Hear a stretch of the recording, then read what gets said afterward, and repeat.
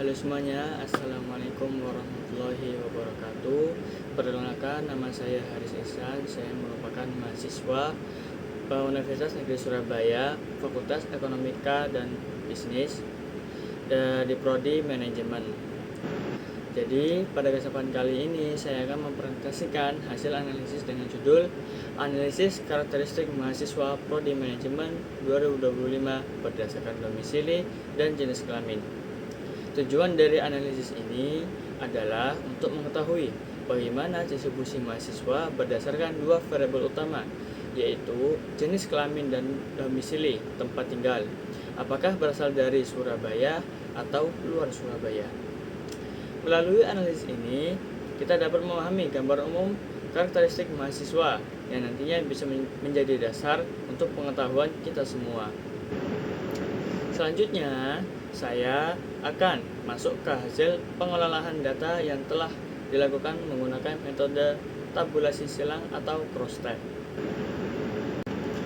Jadi pada slide kedua, yaitu pada slide ini ditampilkan hasil cross tabulation antara jenis kelamin dan domisili mahasiswa.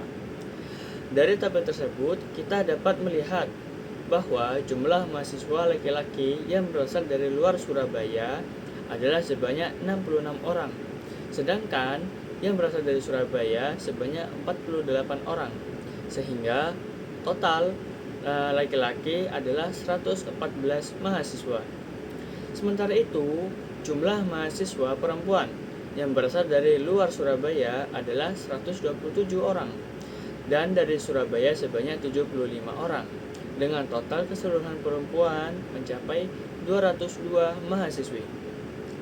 Jika kita lihat total keseluruhan, jumlah mahasiswa dari luar Surabaya adalah 193 orang, sedangkan dari Surabaya sebanyak 123 orang, dengan total keseluruhan mahasiswa yaitu sebanyak 316 mahasiswa. Dari data ini, kita sudah mulai bisa melihat bahwa jumlah mahasiswa perempuan itu lebih banyak dibandingkan laki-laki, dan mayoritas mahasiswa berasal dari luar Surabaya. Kemudian pada slide ketiga, yaitu klasifikasi pertama, yaitu jenis kelamin. Pada klasifikasi pertama, kita fokus pada distribusi mahasiswa berdasarkan jenis kelamin. Dari total 316 mahasiswa, terdapat 114 mahasiswa laki-laki dan 202 mahasiswi perempuan.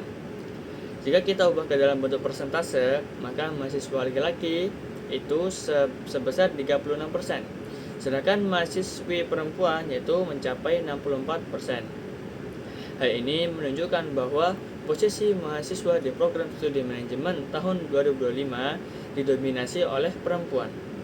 Dominasi ini bisa menjadi bahan pertimbangan dalam berbagai aspek seperti metode pembelajaran, kegiatan kampus, maupun strategi komunikasi yang lebih relevan dengan karakteristik mayoritas mahasiswa.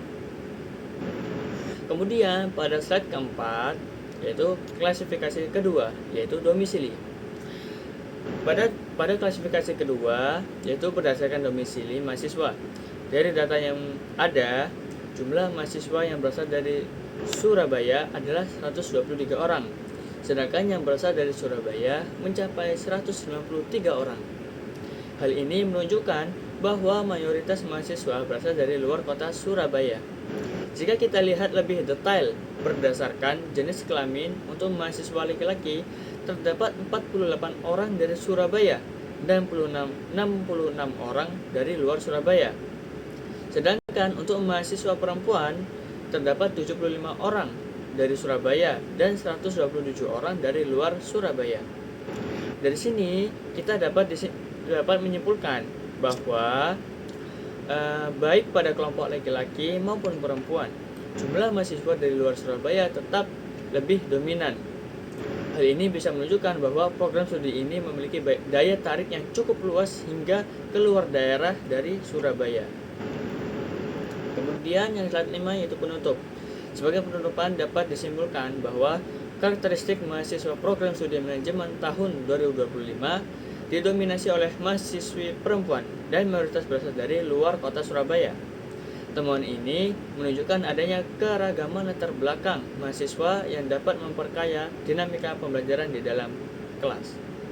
Dengan memahami karakteristik ini, diharapkan pihak kampus dapat merancang kebijakan dan strategi yang lebih tepat sasaran. Sekian presentasi dari saya. Terima kasih atas perhatian teman-teman semuanya. Wassalamualaikum warahmatullahi wabarakatuh. Sampai jumpa.